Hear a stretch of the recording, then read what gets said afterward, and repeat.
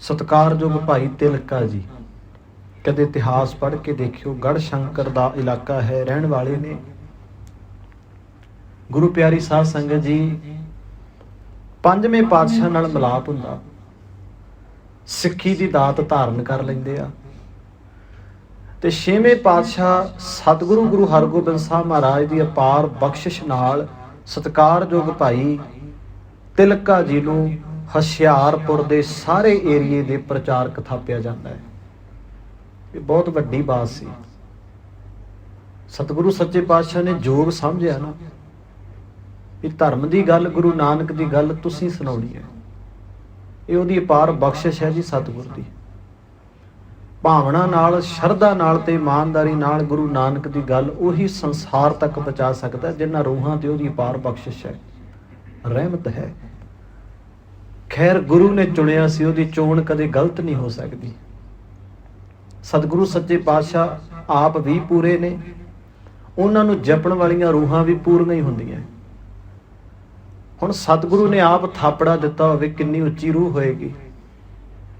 ਕੁਝ ਮਹੀਨਿਆਂ ਚ, ਸਾਲਾਂ ਚ ਗੁਰੂ ਨਾਨਕ ਦਾ ਸੰਦੇਸ਼ ਪਿੰਡਾਂ ਵਿੱਚ ਪਹੁੰਚ ਗਿਆ। ਭਾਵਨਾ ਨਾਲ ਤੁਰੀਆਂ ਹੋਈਆਂ ਰੂਹਾਂ।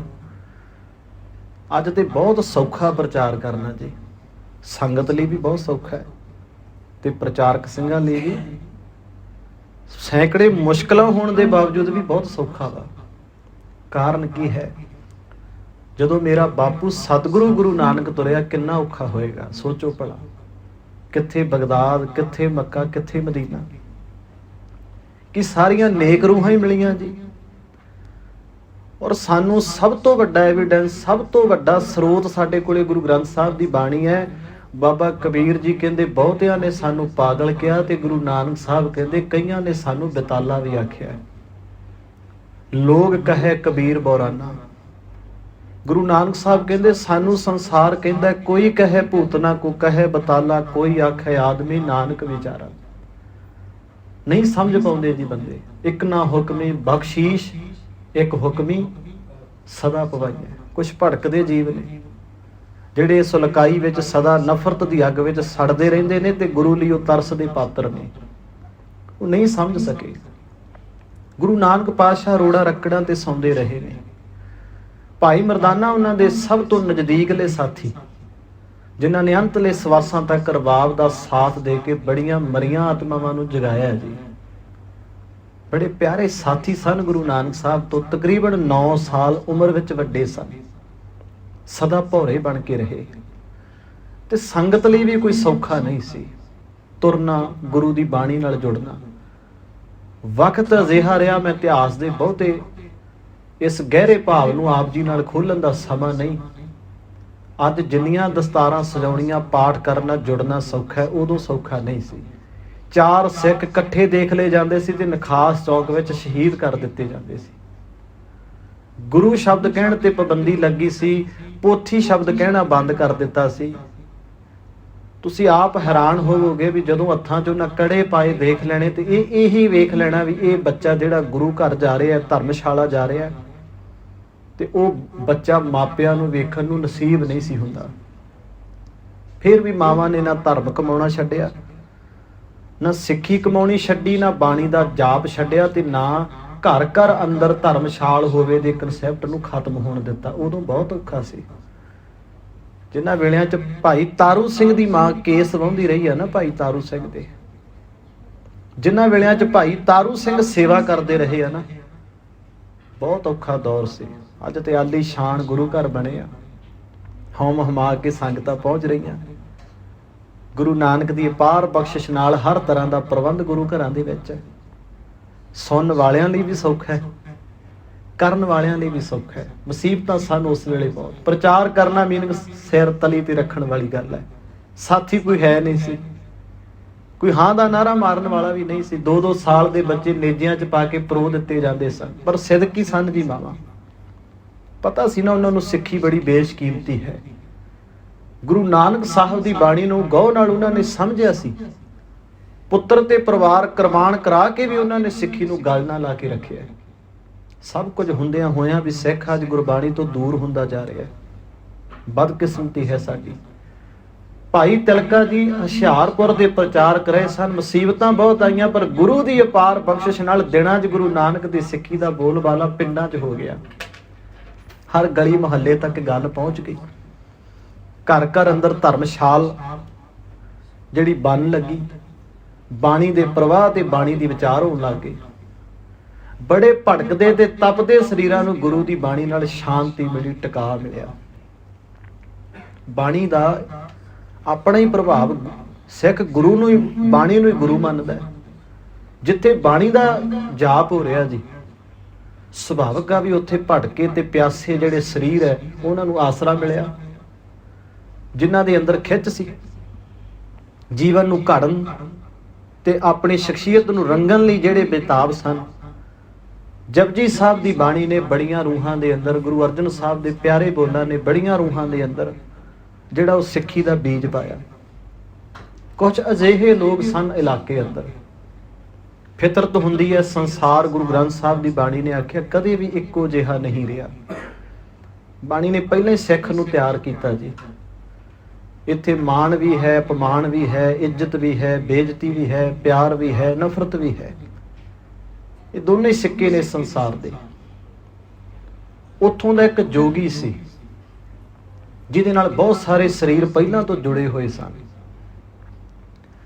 ਜਦੋਂ ਉਹਨੇ ਪ੍ਰਭਾਵ ਦੇਖਿਆ ਭਾਈ ਤਿਲਕਾ ਜੀ ਦਾ, ਹੁਣ ਅਕਸਰ ਡਰ ਹੁੰਦਾ ਜਿਹੜਾ ਬੰਦਾ ਝੂਠ ਦੀ ਦੁਨੀਆ 'ਚ ਜਿਉ ਰਿਹਾ ਹੈ। ਦੁਕਾਨਾਂ ਬੰਦ ਹੋਣ ਦੇ ਖਤਰੇ, ਆਪਣੀ ਸ਼ਖਸੀਅਤ ਗਵਾਚਣ ਦਾ ਫਿਕਰ ਉਹਨੂੰ ਹੋਏਗਾ ਜਿਹਨੇ ਬਣਾਈ ਇਸੇ ਤਰ੍ਹਾਂ ਹੀ ਹੁੰਦੀ ਹੈ। ਉਹਨੂੰ ਲੱਗਿਆ ਵੀ ਸ਼ਾਇਦ ਮੇਰੀ ਪ੍ਰਤਿਸ਼ਠਾ ਘਟ ਰਹੀ ਹੈ। ਨਫ਼ਰਤ ਦਾ ਬੀਜ ਉਹਦੇ ਹਿਰਦੇ 'ਚ ਪੈ ਗਿਆ ਭਾਈ ਤਿਲਕਾ ਜੀ ਪ੍ਰਤੀ। ਉਹਨੂੰ ਲੱਗਿਆ ਵੀ ਪਤਾ ਨਹੀਂ ਕਿੰਨੇ ਸਾਰੇ ਸਰੀਰ ਉਹ ਅੱਜ ਭਾਈ ਤਿਲਕੇ ਦੇ ਘਰ ਵੱਲ ਨੂੰ ਜਾ ਰਹੇ ਆ। ਪਰ ਉਹਨੂੰ ਇਹ ਨਹੀਂ ਸੀ ਪਤਾ ਵੀ ਤੇਰੇ ਪਿੱਛੇ ਲੱਗਣ 'ਚ ਤੇ ਭਾਈ ਤਿਲਕੇ ਦੇ ਲੱਗਣ ਵਿੱਚ ਬਹੁਤ ਫਰਕ ਆ। ਤੂੰ ਪਿੱਛੇ ਲਾਉਣਾ ਤੇ ਕਿਸੇ ਹੋਰ ਰਸਤੇ ਤੋਰ ਦੇਗਾ, ਤੇ ਭਾਈ ਤਿਲਕਾ ਸਮੁੱਚੀ ਸੰਗਤ ਨੂੰ ਗੁਰੂ ਨਾਨਕ ਦਾ ਰਾਹ ਦਿਖਾ ਰਿਹਾ ਹੈ। ਗੁਰੂ ਨਾਨਕ ਦੀ ਸਿੱਖੀ ਦਾ ਬੀਜ ਹਿਰਦਿਆਂ ਤੇ ਪਾ ਰਿਹਾ। ਉਹਨੇ ਇੱਕ ਨਵਾਂ ਆਪਣਾ ਭਰਮ ਸਿਰਜਿਆ ਇਲਾਕੇ 'ਚ। ਕਹਿੰਦਾ ਉਹ ਨਗਰ ਵਾਲਿਓ, ਪਿੰਡਾਂ ਵਾਲਿਓ, ਸ਼ਹਿਰਾਂ ਵਾਲਿਓ, ਮੈਨੂੰ ਰਾਤ ਬੈਕੁੰਠ ਦੇ ਦਰਸ਼ਨ ਹੋਏ ਸਵਰਗ ਦੇ, ਤੇ ਤੁਹਾਡੇ ਚੋਂ ਜਿਹੜਾ ਜਿਹੜਾ ਸਵਰਗ 'ਚ ਜਾਣਾ ਚਾਹੁੰਦਾ ਆਓ ਮੈਂ ਤੁਹਾਨੂੰ ਸਵਰਗ 'ਚ ਲੈ ਕੇ ਚੱਲਾਂਗਾ।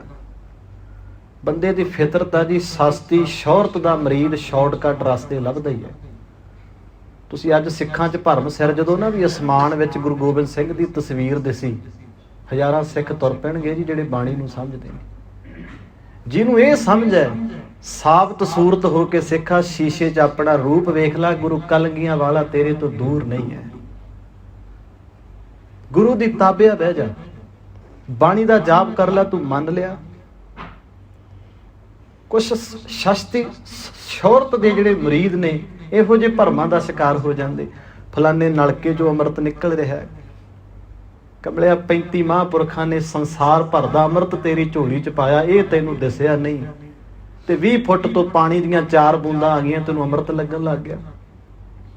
ਤੇ ਕਮਲਿਆ ਜਿਹੜੇ 5 ਪਿਆਰਿਆਂ ਤੇਰੇ ਮੂੰਹ 'ਚ ਉਹ ਰੂਹਾਨੀਅਤ ਦਾਤ ਪਾਈ ਹੈ, ਉਹ ਭਲਾ ਕੀ ਸੀ? ਤੇ ਜੋ ਉਹਦੇ ਨਾਲ ਸਬਰ ਨਹੀਂ ਆਇਆ ਤੇ ਕਿੱਥੇ ਜਾ ਕੇ ਸਬਰ ਲੱਭ ਲੇਗਾ? ਜਿਹਨੂੰ ਸ਼ਾਰਟਕਟ ਜਾਂ ਰਾਹ ਚਾਹੀਦਾ ਵੀ ਪਾਠ ਨਾ ਕਰਨਾ ਪਏ, ਬਹਿਣਾ ਨਾ ਪਏ, ਸਤ ਸੰਗਤ ਕਰਨੀ ਨਾ ਪਏ, ਜੁੜਨਾ ਨਾ ਪਏ, ਗੁਰੂ ਨੂੰ ਟਾਈਮ ਨਾ ਦੇਣਾ ਪਏ। ਕੰਚਨ ਸਿਉ ਪਾਈਏ ਨਹੀਂ ਤੋਲ, ਮਨ ਦੇ ਰਾਮ ਲਿਆ ਹੈ ਮੋਲ। ਕੋਈ ਕਹਿੰਦਾ ਵਸਤੂ ਦਿੱਤਿਆਂ ਰੱਬ ਮਿਲ ਜਾਏ, ਕੋਈ ਕਹਿੰਦਾ ਸੋਨਾ ਦਿੱਤਿਆਂ ਮਿਲ ਜਾਂਦਾ, ਕੋਈ ਕਹਿੰਦਾ ਦਾਨ ਦਿੱਤਿਆਂ ਮਿਲ ਜਾਂਦਾ। ਬਾਬੇ ਕਬੀਰ ਨੇ ਆਖਿਆ ਜਿੰਨਾ ਚਿਰ ਮਨ ਨਹੀਂ ਦਿੰਦਾ ਨਹੀਂ ਗੱਲ ਬਣਨੀ, ਜਿੰਨਾ ਚਿਰ ਮਤ ਹੀ ਨਹੀਂ ਉਹਦੇ ਚਰਨਾਂ 'ਚ ਰੱਖਦਾ, ਜਿੰਨਾ ਚਿਰ ਆਪਣਾ ਆਪ ਭੇਟ ਨਹੀਂ ਕਰਦਾ, ਕਿਵੇਂ ਪ੍ਰਵਾਨ ਹੋ ਜਾਏਗਾ ਗੁਰੂ ਦੇ ਦਰ ਤੇ? ਪਰ ਸਸਤੀ ਸ਼ੋਹਰਤ ਦੇ ਮਰੀਦ ਉਦੋਂ ਵੀ ਹੋਣੇ ਇਲਾਕੇ 'ਚ ਵੀ ਚਲੋ ਸਵਰਗ ਜੇ ਚੱਲੀ ਹੈ ਗੱਡੀ ਆਪਾਂ ਵੀ ਜਾ ਆਉਂਦੇ ਆ। ਦੇਖੇ ਉਹਨੇ ਭੀੜ ਇਕੱਠੀ ਹੋ ਗਈ। ਕੁਛ ਜਿਹੜੇ ਬੇਸਮਝ ਲੋਕ ਸਨ, ਅਗਿਆਨੀ ਸਨ ਥੋੜੇ ਜਿਹੇ, ਬਹੁਤ ਭੀੜ ਹੋ ਗਈ। ਜੋਗੀ ਦੇਖਦਾ ਅੱਧਾ ਹੁਸ਼ਿਆਰਪੁਰ ਮੇਰੇ ਡੇਰੇ ਆ ਗਿਆ, ਭਾਈ ਤਿਲਕਾ ਨਹੀਂ ਆਇਆ। ਨਾਲ ਦਿਆਂ ਨੂੰ ਕਹਿੰਦਾ ਉਹਨੂੰ ਵੀ ਬੁਲਾਓ, ਪ੍ਰੇਰੋ ਜਾ ਕੇ ਆ ਵੇਖੋ ਸਵਰਗਾਂ ਦੇ ਦੀਦਾਰ ਤੁਹਾਨੂੰ ਹੋ ਰਹੇ, ਉਹਨੂੰ ਹੋ ਰਹੇ। ਅੱਧੇ ਮੇਰੇ ਵਰਗੇ ਵਿੱਚ ਬੈਠੇ ਸੀ ਡਰਦੇ ਕਹੀ ਜਾਣ ਜੀ ਹੋ ਰਹੇ ਆ, ਹੋ ਰਹੇ। ਕਿਉਂਕਿ ਅਕਸਰ ਧਾਰਮਿਕ ਲਿਬਾਸ ਵਿੱਚ ਬੰਦਾ ਡਰਦਾ ਬਹੁਤ ਆ। ਗੁਰੂ ਨੇ ਤਾਂ ਆਖਿਆ ਸੀ ਸਿੱਖ ਸਿੱਖ ਨੂੰ ਮਿਲੇ, ਸਾਧੂ ਸੰਤ ਨੂੰ ਮਿਲੇ, ਚਾਅ ਚੜ੍ਹਦੇ, ਪਿਆਰ ਬਣ ਜੇ ਉਹਦੇ ਅੰਦਰ। ਆਪਾਂ ਤਾਂ ਡਰਨ ਲੱਗ ਗਏ। ਡਰਾਉਣ ਵਾਲੇ ਡਰਾ ਰਹੇ ਆ, ਡਰਨ ਵਾਲੇ ਡਰ ਰਹੇ ਆ। ਬਾਣੀ ਤੇ ਕਹਿੰਦੀ ਏਕ ਪਿਤਾ ਏਕ ਸਕੇ ਹਮ ਬਾਰਕ ਤੂੰ ਮੇਰਾ। ਭਰਾ ਭਰਾ ਤੋਂ ਕਾਹਤੋਂ ਡਰੇ ਬਈ? ਭਰਾ ਤੇ ਭਰਾਵਾਂ ਵਰਗੇ ਹੀ ਹੁੰਦੇ ਨੇ। ਗੁਰੂ ਦੀ ਗੱਲ ਸੁਣਾਉਣ ਵਾਲਾ ਭਰਾ, ਗੁਰੂ ਦੇ ਲੜ ਲਾਉਣ ਵਾਲਾ ਭਰਾ, ਗੁਰੂ ਦੀ ਬਾਣੀ ਦਾ ਸੁਨੇਹਾ ਦੇਣ ਵਾਲਾ ਭਰਾ। ਸਿੱਖਾਂ 'ਚ ਕੀ ਫਰਕ ਹੈ ਜੀ? ਕੋਈ ਫਰਕ ਨਹੀਂ ਹੈਗਾ। ਸੁਨੇਹਾ ਭੇਜਿਆ ਵੀ ਆ ਭਾਈ, ਪ੍ਰੇਰਿਆ ਜਾ ਕੇ ਉਹਨਾਂ ਵੀ ਭਾਈ ਤਿਲਕਿਆ ਤੈਨੂੰ ਸੱਦਿਆ ਜਾ ਰਿਹਾ। ਉਹਨੇ ਆਖਿਆ ਨਹੀਂ ਭਾਈ ਮੈਂ ਨਹੀਂ ਜਾਣਾ, ਮੈਨੂੰ ਲੋੜ ਨਹੀਂ ਸਵਰਗਾਂ ਦੀ। ਜਿਹੜਾ ਬੈਠਾ ਹੀ ਸਵਰਗਾਂ 'ਚ ਹੈ ਉਹ ਕਿਹੜੇ ਸਵਰਗਾਂ 'ਚ ਜਾਵੇ ਭਲਾ? ਜਿਹਦਾ ਘਰ ਗੁਰੂ ਨਾਨਕ ਦੀ ਧਰਮਸ਼ਾਲਾ ਬਣ ਗਿਆ, ਜਿਹਦੇ ਘਰ 'ਚ ਜਪਜੀ ਦਾ ਪਾਠ ਹੋ ਰਿਹਾ, ਜਿੱਥੇ ਆਨੰਦ ਗਾਇਆ ਜਾ ਰਿਹਾ, ਜਿੱਥੇ ਸ਼ਹੀਦਾਂ ਦੇ ਸਰਤਾਜ ਨੂੰ ਯਾਦ ਕੀਤਾ ਜਾ ਰਿਹਾ, ਮੈਨੂੰ ਲੱਗਦਾ ਮੇਰਾ ਘਰ ਸਵਰਗ ਹੋ ਗਿਆ। ਤੇ ਗੁਰੂ ਮਿਹਰ ਕਰੇਗਾ ਮੈਂ ਜਿਉਂਦਾ ਜੀ ਸਵਰਗ 'ਚ। ਜੋਗੀ ਨੂੰ ਫੇਰ ਲੱਗੇ ਵੀ ਜੇ ਇਹ ਮੁੜਿਆ ਆ ਕੱਚੇ ਕੱਚੇ ਤੇ ਆਏ ਆ, ਪੱਕੇ ਪੱਕੇ ਵੀ ਆ ਜਾਣਗੇ, ਇਲਾਕੇ 'ਚ ਰਹਿਣਾ ਹੀ ਕੋਈ ਨਹੀਂ, ਤਾਂ ਕਿ ਮੇਰਾ ਜਿਹੜਾ ਇਹ ਦੰਭ ਪਖੰਡ ਹੈ ਜਿਹੜਾ ਇਹ ਚੱਲਦਾ ਰਹੇਗਾ। ਦੇਖੋ ਜੀ, ਜ਼ੋਰ ਪੱਕਿਆਂ ਤੇ ਲਾਇਆ ਜਾਂਦਾ, ਕੱਚਿਆਂ ਨੂੰ ਕੌਣ ਪੁੱਛਦਾ ਹੈ? ਅਸਾਂ ਦਸਤਾਰਾਂ ਸਜਾਉਣ ਦੇ ਮੁੱਲ ਤਾਰੇ ਆ ਜੀ। ਤੇ ਜੇ ਮਾਫ ਕਰਨਾ ਸਿੱਖ ਆਪ ਹੀ ਕੁਰਾਏ ਪਿਆ ਹੁੰਦਾ ਤੇ ਕਿਹਨੇ ਆਖਣਾ ਸੀ ਵੀ ਆ ਤੇਰਾ ਸਿਰ ਲਾ ਦਿੰਦੇ ਆ? ਇਹ ਮੁੱਲ ਸਿੱਖੀ ਦੇ ਤਾਰੇ ਆ।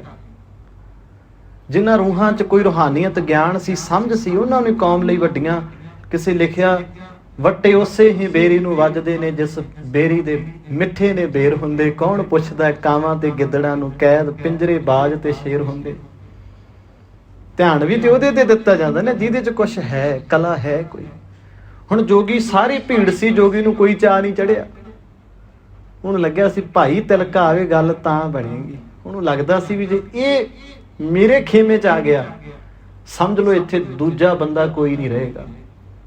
ਉਹਨੂੰ ਡਰ ਹੀ ਉਹਦਾ ਸੀ। ਉਹਨੇ ਫਿਰ ਸੁਨੇਹਾ ਭੇਜਿਆ, ਭਾਈ ਤਿਲਕਿਆ ਆ ਜਾ, ਦਿਨ ਥੋੜੀ ਹੈ, ਆ ਸੰਗਤ ਮੁੱਕ ਜਾਣੀ ਆ, ਫਿਰ ਮਸਾਂ ਰੱਬੀ ਸਬੱਬੀ ਮੇਲੇ ਹੁੰਦੇ ਆ, ਤੈਨੂੰ ਆ ਜਾ ਸਵਰਗ ਦੇ ਦੀਦਾਰ ਕਰਾ ਦਈਏ, ਦਰਸ਼ਨ ਕਰਾ ਦਈਏ, ਆ ਜਾ। ਉਹਨੇ ਫੇਰ ਮਨਾ ਕਰ ਦਿੱਤਾ, ਕਹਿੰਦਾ ਨਾ ਉਹ ਭਰਾਓ ਮੈਂ ਨਹੀਂ ਕਰਨੀ। ਕਈਆਂ ਵਿੱਚ ਇਹ ਵੀ ਆਖਿਆ ਉੱਥੇ ਸੰਗਤ ਬਹੁਤ ਹੈ। ਤੇ ਭਾਈ ਤਿਲਕੇ ਨੇ ਆਖਿਆ ਭੀੜ ਹੋਣੀ ਹੈ, ਸੰਗਤ ਤੇ ਆ ਬੈਠੀ ਹੈ, ਵਿੱਚ ਸੰਗਤ ਹਰ ਪ੍ਰਭ ਵਸੈ ਜੀਓ। ਜਿੱਥੇ ਸ਼ਬਦ ਦੀ ਵਿਚਾਰ ਹੁੰਦੀ, ਜਿੱਥੇ ਸੱਚੇ ਨੂੰ ਯਾਦ ਕੀਤਾ ਜਾਂਦਾ, ਸਤ ਸੰਗਤ ਚਟਸਾਲ ਹੈ ਜਿਤ ਹਰ ਗੁਣ ਸਿੱਖਾ। ਜਿੱਥੇ ਜੀਵਨ ਘੜੇ ਜਾਂਦੇ ਉਹ ਸੰਗਤ ਹੈ ਜੀ। ਜਿੱਥੇ ਰੂਹਾਂ ਰੱਗੀਆਂ ਜਾਂਦੀਆਂ ਉਹ ਸੰਗਤ ਹੈ। ਜਿੱਥੇ ਬੰਦਾ ਆਇਆ ਗੁਰੂ ਦੇ ਦਰ ਤੇ ਆਪਣੇ ਮਨ ਨੂੰ ਭੇਟ ਕਰ ਜੇ ਉਹ ਸੰਗਤ ਹੈ। ਜਿੱਥੇ ਭੜਕਦਾ ਮਨ ਸੱਚੇ ਸਾਹਿਬ ਦੇ ਚਰਨਾਂ ਨਾਲ ਜੁੜ ਜਾਏ ਸਮਝ ਲਓ ਬੰਦਾ ਸੰਗਤ ਕਰ ਰਿਹਾ। ਜਿੱਥੇ ਜਪਜੀ ਦਾ ਪਾਠ ਕਰਦਿਆਂ ਕਰਦਿਆਂ ਉਹਦੀ ਆਤਮਾ ਰੰਗੀ ਜਾਏ, ਆਨੰਦ ਦੀ ਬਾਣੀ ਨੂੰ ਗਾਉਂਦਾ ਗਾਉਂਦਾ ਉਸ ਅਵਸਥਾ ਤੱਕ ਪਹੁੰਚ ਜਾਏ, ਸਿੱਖ ਸੰਗਤੀ ਤੇ ਕਰ ਰਿਹਾ। ਉਹਨੇ ਆਖਿਆ ਮੈਂ ਭੀੜਾਂ ਦਾ ਹਿੱਸਾ ਨਹੀਂ ਬਣਦਾ, ਸੰਗਤ ਮੇਰੇ ਘਰੇ ਹੀ ਹੈਗੀ ਆ। ਉੱਥੇ ਭੀੜ ਆ, ਸਿੱਖ ਕਦੇ ਭੀੜ ਤੋਂ ਪ੍ਰਭਾਵਿਤ ਨਹੀਂ ਹੁੰਦਾ ਜੀ। ਕਿਉਂਕਿ ਤੋਲਣ ਲੱਗ ਜਾਂਦੇ ਨਾ ਆਪਾਂ, ਉੱਥੇ ਇਕੱਠ ਬਹੁਤ ਹੈ ਜੀ, ਦੁਨੀਆ ਬਹੁਤ ਹੈ। ਨਹੀਂ ਉਹ ਕਮਲਿਓ ਭਾਈਓ, ਮੇਲਿਆਂ 'ਚ ਬਹੁਤ ਦੁਨੀਆ ਹੁੰਦੀ ਹੈ। ਨਸ਼ੇ ਦੀਆਂ ਦੁਕਾਨਾਂ ਤੇ ਬਥੇਰੇ ਲੋਕੀ ਫਿਰਦੇ ਹੁੰਦੇ। ਸਿੱਖ ਤੇ ਕਿਤੇ ਇਕੱਲਾ ਹੀ ਚੌਂਕੜਾ ਮਾਰ ਕੇ ਗੁਰੂ ਨੂੰ ਯਾਦ ਕਰ ਲਏ ਨਾ ਤੇ ਸਾਰਾ ਬ੍ਰਹਿਮੰਡ ਉਹਦਾ ਸਾਥ ਦਿੰਦਾ। ਜੋ ਬ੍ਰਹਿਮੰਡੇ ਸੋਈ ਪਿੰਡੇ, ਜੋ ਖੋਜੈ ਸੋ ਪਾਵੇ। ਜੇ ਕਿਤੇ ਇਕੱਲਾ ਹੀ ਬਾਣੀ ਗਾ ਰਿਹਾ ਉਹ ਤੇ ਕਰੋੜਾਂ ਵਰਗਾ ਹੈ, ਲੱਖਾਂ ਵਰਗਾ ਭਾਗਾਂ ਵਾਲਿਓ। ਜਦੋਂ ਗੱਲ ਕੋਈ ਨਾ ਬਣੀ ਤੇ ਜੋਗੀ ਨੂੰ ਲੱਗਿਆ ਆਖਰੀ ਵਸੀਲਾ ਮੈਂ ਹੀ ਚੱਲਦਾ, ਜਾ ਕੇ ਪ੍ਰਭਾਵ ਤੇ ਪਾਵਾਂਗਾ ਨਾ ਆਪਣਾ। ਉਹ ਸ਼ਰੀਕ ਜੋ ਮੰਨ ਲਿਆ ਭਾਈ ਤਿਲਕੇ ਨੂੰ, ਇਹਨੂੰ ਆਪਣੇ ਖੇਮੇ ਜਿਹੇ ਚੋਂ ਲੈ ਕੇ ਆਉਣਾ। ਸੰਘਰਸ਼ ਇਹ ਇਸੇ ਲਈ ਕਰ ਰਿਹਾ ਸਾਰਾ। ਨਾਲ ਲਾਓ ਲਸ਼ਕਰ ਸਾਰੀ ਸੰਗਤ, ਚੇਲੇ ਚਾਟੜੇ ਸਭ ਇਕੱਠੇ ਹੋ ਕੇ ਗੜ੍ਹ ਸ਼ੰਕਰ ਦੇ ਰਹਿਣ ਵਾਲੇ ਭਾਈ ਤਿਲਕੇ ਦੇ ਦਰਵਾਜ਼ੇ ਤੇ ਆ ਕੇ ਖਲੋ ਗਏ। ਕਹਿੰਦੇ ਉਹ ਭਾਈ ਤਿਲਕਿਆ, ਨਾਲ ਦੇ ਜਿਹੜੇ ਨਾਲ ਗਏ ਸਾਨੂੰ ਆਵਾਜ਼ਾਂ ਮਾਰਨ, ਉਹ ਭਾਈ ਤਿਲਕਿਆ। ਅੰਦਰੋਂ ਆਵਾਜ਼ ਆਈ, ਦੱਸੋ ਭਾਈ ਉਹ ਜੋਗੀ ਆਇਆ, ਕੀ ਕਰਨ ਆਇਆ? ਕਹਿੰਦੇ ਸਾਰੀ ਸੰਗਤ ਨੇ ਦਰਸ਼ਨ ਕਰ ਲਏ ਸਵਰਗ ਦੇ, ਸਵਰਗ ਜਾ ਹੀ ਆ ਸੰਗਤ, ਤੁਹਾਨੂੰ ਸਵਰਗ ਪਹੁੰਚਾਉਣ ਆਇਆ। ਕਹਿੰਦਾ ਭਾਈ ਮੈਂ ਸਵਰਗ 'ਚ ਆ, ਗੁਰੂ ਗੁਰੂ ਕਰ ਰਿਹਾ, ਕਿਰਤ ਕਰਦਾ, ਬਾਣੀ ਰਾਹੀਂ ਜੀਵਨ ਘੜਨ ਦੀ ਨਿਮਾਣੀ ਦੀ ਕੋਸ਼ਿਸ਼ ਕਰਦਾ, ਸੰਗਤ ਨੂੰ ਸੁਨੇਹਾ ਦੇ ਰਿਹਾ, ਗੁਰੂ ਨਾਨਕ ਦੇ ਘਰ ਦਾ ਚੱਕ ਰਿਹਾ, ਮੈਨੂੰ ਲੋੜ ਨਹੀਂ। ਫਿਰ ਜੋਗੀ ਆਪ ਬੋਲਿਆ, ਉਹ ਭਾਈ ਤਿਲਕਿਆ ਮੈਂ ਸੱਚਮੁੱਚ ਹੀ ਤੇਰੇ ਘਰੇ ਆਇਆ। ਵੀ ਹੋਰ ਹੈਰਾਨ ਹੋ ਜਾਏਗਾ, ਵੀ ਪ੍ਰਭਾਵ ਹੋਰ ਬਣੇ ਥੋੜਾ ਜਿਹਾ, ਵੀ ਜੋਗੀ ਖੁਦ ਚੱਲ ਕੇ ਜੋਗੀ ਜੀ ਅੱਜ ਭਾਈ ਤਿਲਕੇ ਦੇ ਦਰਵਾਜ਼ੇ ਤੇ ਆਏ ਆ। ਉਹ ਭਾਈ ਤਿਲਕਿਆ ਜੋਗੀ ਆਪ ਆਇਆ, ਅਸੀਂ ਆਪ ਆਏ ਆ ਤੇਰੇ ਕੋਲੇ ਤੈਨੂੰ ਦਰਸ਼ਨ ਦੇਣ, ਆ ਕੇ ਦਰਸ਼ਨ ਕਰ। ਭਾਈ ਤਿਲਕੇ ਨੇ ਆਖਿਆ ਮੈਂ ਇਸ ਦੰਭ ਦਾ ਹਿੱਸਾ ਨਹੀਂ ਬਣਨਾ, ਮੈਨੂੰ ਲੋੜ ਨਹੀਂ, ਦਰਸ਼ਨ ਦੇਖ ਜੀਵਾਂ ਗੁਰ ਤੇਰਾ ਪੂਰਨ ਕਰਮ ਹੋਏ ਪ੍ਰਭ ਮੇਰਾ, ਨਹੀਂ ਲੋੜ ਭਾਈ। ਜਦੋਂ ਕਈ ਵਾਰ ਜੋਗੀ ਨੇ ਪੁਕਾਰਿਆ ਨਾ, ਉਹਨੂੰ ਪਤਾ ਲੱਗ ਗਿਆ ਵੀ ਇਹ ਕੱਚਾ ਨਹੀਂ ਹੈਗਾ, ਇਹ ਪੱਕਾ ਹੀ ਆ। ਇਵੇਂ ਕਰਦੇ ਕਰਦੇ ਦਾ ਅੰਦਰੋਂ ਗਲ ਭਰਿਆ ਆ ਵੀ ਅੱਜ ਤੇ ਲੱਗਦਾ ਵੀ ਦੁਨੀਆ ਪਿੱਛੇ ਲਾਉਣ ਤੁਰਿਆ ਸਾਂ, ਅੱਜ ਤੈਨੂੰ ਪਿੱਛੇ ਲੱਗਣਾ ਪੈਣਾ। ਆਂਦਾ ਉਹ ਭਾਈ ਤਿਲਕਿਆ ਜੇ ਦਰਸ਼ਨ ਕਰਨੇ ਹੀ ਨਹੀਂ ਤੇ ਦਰਸ਼ਨ ਦੇ ਹੀ ਦੇ ਇੱਕ ਵਾਰ, ਮੈਨੂੰ ਪਤਾ ਤੇ ਲੱਗ ਜੇ ਤੂੰ ਕਿਹੜੇ ਐਸੇ ਉੱਚੇ ਗੁਰੂ ਦਾ ਸਿੱਖ ਆ। ਉਹ ਦੁਨੀਆ ਮਰੀਦ ਹੋ ਗਈ, ਤੂੰ ਨਾ ਤੁਰਿਆ, ਉਹ ਸਾਰਾ ਜਗਤ ਪੈਰੀ ਪੈ ਗਿਆ, ਤੂੰ ਨਾ ਪਿਆ, ਉਹ ਤਰਲਾ ਤੇਰੇ ਅੱਗੇ, ਉਹ ਮੈਂ ਇਹ ਤਾਂ ਐਵੇਂ ਤੁਰੇ ਫਿਰਦੇ ਨੇ ਮੇਰੇ ਪਿੱਛੇ, ਮੈਨੂੰ ਤਾਂ ਅਸਲੀਅਤ ਪਤਾ, ਤੈਨੂੰ ਮੇਰੀ ਅਸਲੀਅਤ ਦਾ ਕਿੱਦਾਂ ਪਤਾ ਲੱਗਿਆ, ਮੈਨੂੰ ਦਰਸ਼ਨ ਦੇ ਕੇ ਦੱਸ। ਹੁਣ ਸਿੱਖ ਦੀ ਇੱਕ ਸੋਚ ਹੋਣੀ ਵੀ ਚਾਹੀਦੀ, ਜੈ ਖਿਮਾ ਤੇ ਆਪ। ਜਿੱਥੇ ਅਹਿਸਾਸ ਹੀ ਹੋ ਜਾਏ ਉੱਥੇ ਗੁੱਸਾ ਕਾਹਦਾ ਜੀ, ਉੱਥੇ ਹੱਠ ਕਾਹਦਾ। ਸਿੱਖ ਦਾ ਸੁਭਾਅ ਹੈ, ਤਰਸ ਦੀ ਭਾਵਨਾ ਹੋਣੀ ਚਾਹੀਦੀ ਹੈ ਨਾ। ਤੇ ਹੋਰ ਭਾਈ ਤਿਲਕਾ ਜੀ ਦਾ ਕਿਹੜਾ ਰੌਲਾ ਸੀ ਉਹਨਾਂ ਨਾਲ, ਉਹਨਾਂ ਦਰਵਾਜ਼ਾ ਖੋਲਿਆ। ਜੋਗੀ ਭੱਜ ਕੇ ਕਲਾਵੇ 'ਚ ਲੈਂਦਾ ਭਾਈ ਤਿਲਕੇ ਨੂੰ, ਭਾਈ ਜੀ ਤੁਸਾਂ ਮੈਨੂੰ ਹੀ ਸਵਰਗ ਦਿਖਾ ਦਿਓ। ਤੇ ਭਾਈ ਜੀ ਨੇ ਆਖਿਆ, ਜੋਗੀ ਜੀ ਤੁਸੀਂ ਆਏ ਹੋ, ਤੁਹਾਡਾ ਧੰਨਵਾਦ, ਤੁਹਾਨੂੰ ਅਹਿਸਾਸ ਹੋਇਆ ਵੀ ਇਹ ਸਭ ਲਾਊ ਲਸ਼ਕਰ ਝੂਠੇ ਸਨ, ਤੁਹਾਡਾ ਧੰਨਵਾਦ, ਤੁਸੀਂ ਸਵੀਕਾਰ ਕੀਤਾ। ਪਰ ਗੱਲ ਇਹ ਆ, ਮੇਰਾ ਸਤਿਗੁਰ ਸਵਰਗ ਨਰਕ ਨੂੰ ਮੰਨਦਾ ਨਹੀਂ। ਸੁਰਗ ਨਰਕ ਤੇ ਮੈਂ ਰਹਿਓ ਆਪਣੇ ਗੁਰ ਪ੍ਰਸਾਦੈ। ਸਤਿਗੁਰੂ ਸੱਚੇ ਪਾਤਸ਼ਾਹ ਦੀ ਬਾਣੀ ਕਹਿੰਦੀ, ਕਵਣ ਨਰਕ ਕਿਆ ਸੁਰਗ ਵਿਚਾਰਾ ਸੰਤਨ ਦੋ ਰਾਧੈ। ਮੈਂ ਨਾ ਸਵਰਗਾਂ ਦਾ ਲਾਲਚ ਰੱਖਦਾ, ਨਾ ਨਰਕਾਂ ਦਾ ਡਰ। ਕਹਿੰਦੇ ਤੁਹਾਡੇ ਕਿਹੜੀ ਵਿਧੀ ਹੈ ਫਿਰ? ਕਹਿੰਦੇ ਮੇਰਾ ਤਾਂ ਇੱਕੋ ਹੀ ਮਨ ਹੈ, ਜਿਉਂਦੇ ਜੀ ਉਹਦੇ ਮਨ ਚਰਨਾਂ ਨਾਲ ਜੁੜ ਜਾਏ ਇਹਦੇ ਵਰਗਾ ਸਵਰਗ ਨਹੀਂ, ਤੇ ਬੰਦਾ ਗੁਰੂ ਨਾਲੋਂ ਟੁੱਟ ਜੇ ਇਹਦੇ ਵਰਗਾ ਨਰਕ ਨਹੀਂ। ਆਖਾਂ ਜੀਵਾਂ ਵਿਸਰੇ ਮਰ ਜਾਉ, ਸੁਰਗ ਬਾਂਸ ਨਾ ਬੰਛੀਐ ਡਰੀਐ ਨਾ ਨਰਕ ਨਿਵਾਸ, ਹੋਣਾ ਹੈ ਸੋ ਹੋਈ ਹੈ ਮਨੇ ਨਾ ਕੀਜੈ ਆਸ। ਕਾਹਦਾ ਲਾਲਚ ਬਈ? ਜੇ ਲਾਲਚ ਹੀ ਗੁਰੂ ਤੇ ਆਇਆ ਤੇ ਗੁਰੂ ਨਾਲ ਪਿਆਰ ਨਾ ਤਾਂ ਨਾ ਹੋਇਆ। ਜੇ ਨਰਕਾਂ ਦੇ ਡਰ ਤੋਂ ਹੀ ਉਹਨੂੰ ਚੇਤੇ ਕੀਤਾ, ਫਿਰ ਅੰਦਰਲੀ ਤਾਰ ਨਾ ਜੁੜੀ।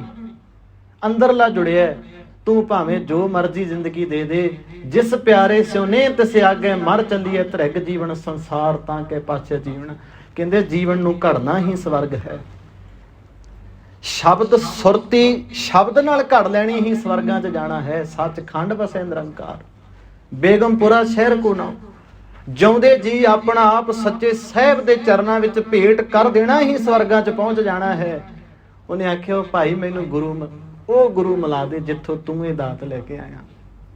ਉਹੀ ਸੰਗਤ ਜੀ ਪਿੱਛੇ, ਉਹੀ ਲੋਕ, ਉਹੀ ਜੋਗੀ, ਕੁਛ ਕੱਚੇ ਤੇ ਕੁਛ ਪੱਕੇ, ਤੁਰ ਪਏ ਗੁਰੂ ਹਰਗੋਬਿੰਦ ਸਾਹਿਬ ਸੱਚੇ ਪਾਤਸ਼ਾਹ ਵੱਲ। ਮਾਲਕ ਦੇ ਚਰਨਾਂ 'ਚ ਸਜਦਾ ਕੀਤਾ। ਅੱਜ ਜੋਗੀ ਨੂੰ ਪਹਿਲੀ ਵਾਰ ਜ਼ਿੰਦਗੀ 'ਚ ਲੱਗਿਆ ਵੀ ਮੈਂ ਵਾਕਿਆ ਕਿਸੇ ਸੱਚੇ ਦਰਬਾਰ ਵਿੱਚ ਪਹੁੰਚਿਆ। ਉਹਨੂੰ ਐਂ ਲੱਗਿਆ ਸੀ ਦੁਨੀਆ ਮਗਰ ਲਾਉਂਦਾ ਰਿਹਾ, ਅੱਜ ਉਹ ਮਿਲਿਆ ਜਿਹਦੇ ਮਗਰ ਲੱਗਣ ਦਾ ਵੇਲਾ ਆ ਗਿਆ। ਸਿਰ ਝੁਕਾਉਣ ਦਾ ਆਦੀ ਹੋ ਗਿਆ ਸੀ ਵੀ ਸਾਰੀ ਦੁਨੀਆ ਪੈਰਾਂ 'ਚ ਆ ਕੇ ਬੈਠੇ, ਮੇਰਾ ਝੂਠ ਹੋਣ ਦੇ ਬਾਵਜੂਦ ਵੀ ਅੱਜ ਪਹਿਲੀ ਵਾਰ ਉਹਨੂੰ ਅਹਿਸਾਸ ਆਇਆ ਵੀ ਅੱਜ ਚਰਨਾਂ 'ਚ ਸਿਰ ਰੱਖਣ ਦਾ ਵੇਲਾ ਆ ਗਿਆ। ਉਹ ਜੋਗੀ ਭਾਈ ਤਿਲਕੇ ਸਮੇਤ ਗੁਰੂ ਹਰਗੋਬਿੰਦ ਸਾਹਿਬ ਦੇ ਅਨੰਨ ਸਿੱਖ ਬਣਦੇ ਆ। ਤੇ ਲੰਮਾ ਸਮਾਂ ਉਹ ਗੁਰੂ ਨਾਨਕ ਦਾ ਸਿੱਖ ਬਣ ਕੇ ਜਿੱਥੇ ਝੂਠ ਦਾ ਪ੍ਰਚਾਰ ਕਰਦਾ ਸੀ, ਉਹਨੇ ਸੱਚ ਦਾ ਪ੍ਰਚਾਰ ਕੀਤਾ। ਜਿਹੜਾ ਭਰਮਾਂ 'ਚ ਪਾਉਂਦਾ ਸੀ, ਉਹ ਸੰਸਾਰ ਨੂੰ ਸੱਚ ਸਮਝਾਉਣ ਲੱਗ ਗਿਆ। ਜਿਹੜਾ ਭੁਲੇਖਿਆਂ 'ਚ ਪਾ ਕੇ ਸੰਸਾਰ ਨੂੰ ਗਮਰਾਹ ਕਰਕੇ ਆਪਣੇ ਪੇਟ ਦੀ ਪੂਰਤੀ ਕਰਦਾ ਸੀ, ਉਹਨੇ ਗੁਰੂ ਨਾਨਕ ਦੀ ਸਿੱਖੀ ਦਾ ਪ੍ਰਚਾਰ ਕਰਕੇ ਆਪਣੇ ਘਰ ਨੂੰ ਚਲਾਇਆ, ਆਪਣਾ ਪਰਿਵਾਰ ਪਾਲਿਆ। ਇਹ ਪੱਕੇ ਸਿੱਖਾਂ ਦੀ ਨਿਸ਼ਾਨੀ ਆ ਭਾਈ। ਜੁੜੀਆਂ ਹੋਈਆਂ ਰੂਹਾਂ ਹੀ ਕਿਸੇ ਨੂੰ ਜੋੜਦੀਆਂ, ਜਗਦੇ ਹੋਏ ਦੀਵੇ ਹੀ ਬੁਝੇ ਦੀਵਿਆਂ ਨੂੰ ਜਗਾਉਂਦੇ ਆ। ਬੁਝਿਆ ਦੀਵਾ ਦੂਜੇ ਨੂੰ ਨਹੀਂ ਜਗਾ ਸਕਦਾ। ਇਹ ਉਹ ਰੂਹਾਂ ਜਿਨ੍ਹਾਂ ਨੇ ਰੂਹ ਨਾਲ ਸਿੱਖੀ ਦਾ ਪ੍ਰਚਾਰ ਕੀਤਾ। ਸੋ ਸਤਿਗੁਰੂ ਗੁਰੂ ਅਰਜਨ ਸਾਹਿਬ ਸੱਚੇ ਪਾਤਸ਼ਾਹ ਨੇ ਆਖਿਆ, ਸਦਾ ਸੰਭਾਲਦਾ ਹੈ, ਪਾਲਦਾ ਹੈ। ਸਿੱਖਾ ਤੈਨੂੰ ਇਹ ਅਹਿਸਾਸ ਹੋ ਜੇ ਤੇਰੇ ਤੇ ਪਰਉਪਕਾਰ ਉਹਦੇ ਬਹੁਤ ਵੱਡੇ ਨੇ। ਅਛਲ ਹਰ ਮਨੁੱਖ ਸੰਸਾਰ ਦਾ ਗੱਲਾਂ ਰਾਹੀਂ ਛਲਿਆ ਜਾ ਸਕਦਾ। ਆਪਾਂ ਨਹੀਂ ਕਹਿੰਦੇ ਬੰਦਾ ਛਲ ਕਰ ਗਿਆ, ਕਪਟ ਕਰ ਗਿਆ। ਬੰਦਾ ਬੰਦੇ ਨੂੰ ਭਰੋਸੇ 'ਚ ਲੈ ਕੇ ਉਹਦੇ ਜਜ਼ਬਾਤਾਂ ਨਾਲ ਖੇਡ ਸਕਦਾ। ਸੰਸਾਰ 'ਚ ਗੱਲਾਂ ਆਮ ਹੀ ਆ ਜੀ। ਪਰ ਗੁਰੂ ਅਰਜਨ ਸਾਹਿਬ ਕਹਿੰਦੇ ਵਾਹਿਗੁਰੂ ਪ੍ਰਮਾਤਮਾ ਨੂੰ ਕੋਈ ਛਲ ਨਹੀਂ ਸਕਦਾ, ਉਹਨੂੰ ਭੁਲੇਖਾ ਨਹੀਂ ਪਾ ਸਕਦਾ ਕੋਈ। ਸੰਸਾਰ ਸਾਹਮਣੇ ਕਿਰਦਾਰ ਸਾਡਾ ਜਿਵੇਂ ਦਾ ਮਰਜ਼ੀ ਹੋਵੇ, ਉਹਦੀ ਪਹੁੰਚ ਸਾਡੇ ਕਿਰਦਾਰ ਤੋਂ ਇਲਾਵਾ ਸਾਡੇ ਵਿਚਾਰਾਂ ਤੱਕ ਵੀ ਹੈ। ਅਛਲ ਅਛੇਦ ਅਪਾਰ ਪ੍ਰਭ ਉੱਚਾ ਜਾਂ ਕਾ ਰੂਪ। ਤੇਰਾ ਸਰੂਪ ਉੱਚਾ ਹੈ, ਤੂੰ ਉੱਚਾ ਆ। ਜਪ ਜਪ ਕਰੇ ਆਨੰਦ ਜਨ। ਜਿਹੜੀਆਂ ਰੂਹਾਂ ਤੈਨੂੰ ਜਪਦੀਆਂ ਉਹ ਆਨੰਦ ਪ੍ਰਾਪਤ ਕਰਦੀਆਂ। ਅਚਰਜ ਅਨੂਪ। ਇਹ ਅਹਿਸਾਸ ਬੜਾ ਅਚਰਜ ਹੈ, ਵਸਮਾਦਮਈ ਹੈ। ਜਿਨ੍ਹਾਂ ਨੇ ਦੇਖ ਲਿਆ ਉਹਨਾਂ ਤੋਂ ਦੱਸਿਆ ਨਹੀਂ ਗਿਆ। ਜਿਨ੍ਹਾਂ ਨੂੰ ਦਰਸ਼ਨ ਹੋਏ ਨਹੀਂ ਉਹ ਮੰਨਣ ਨੂੰ ਤਿਆਰ ਨਹੀਂ। ਕਹਿੰਦੇ ਹੈ ਹੀ ਨਹੀਂ ਰੱਬ।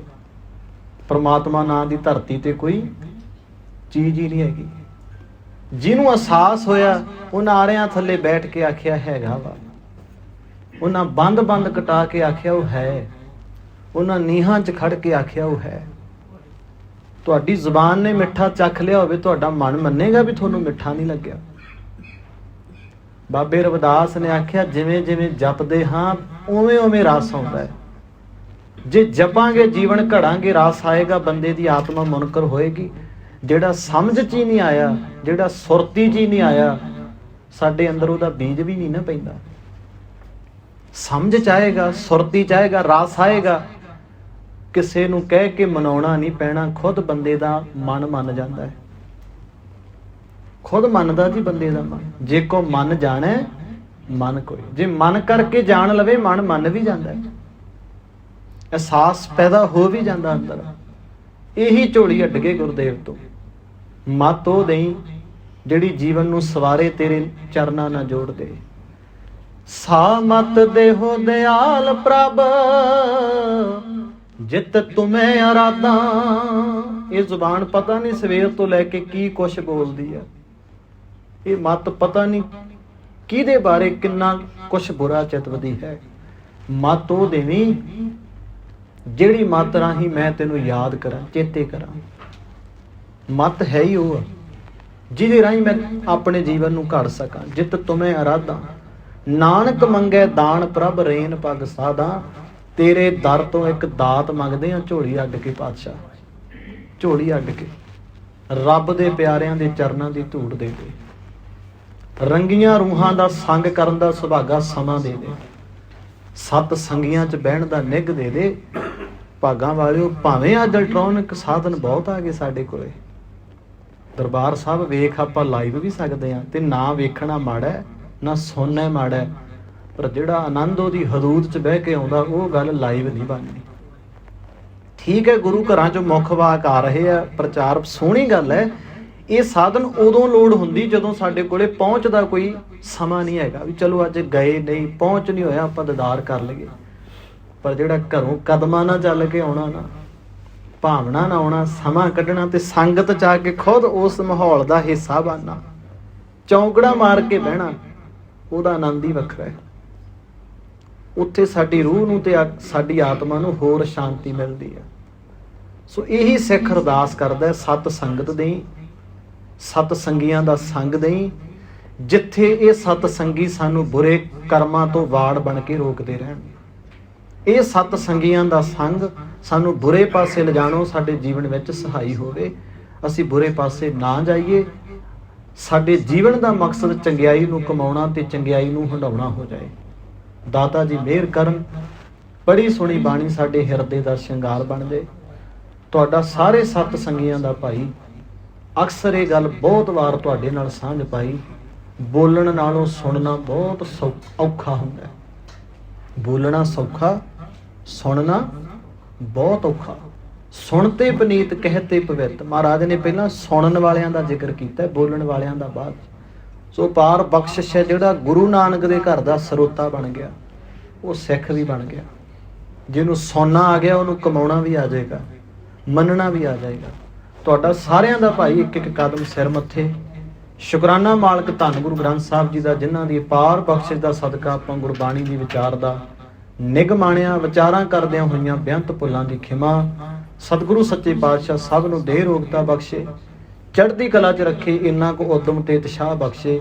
ਅਸੀਂ ਪ੍ਰਦੇਸਾਂ 'ਚ ਕਿਰਤਕਾਰ ਕਰਦੇ ਹੋਇਆਂ ਸਤ ਸੰਗਤ ਦਾ ਨਿੱਘ ਜਦੋਂ ਵੀ ਸਬੱਬ ਬਣੇ ਉਹ ਮਾਣਦੇ ਰਹੀਏ।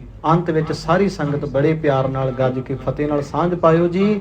ਵਾਹਿਗੁਰੂ ਜੀ ਕਾ ਖਾਲਸਾ, ਵਾਹਿਗੁਰੂ ਜੀ ਕੀ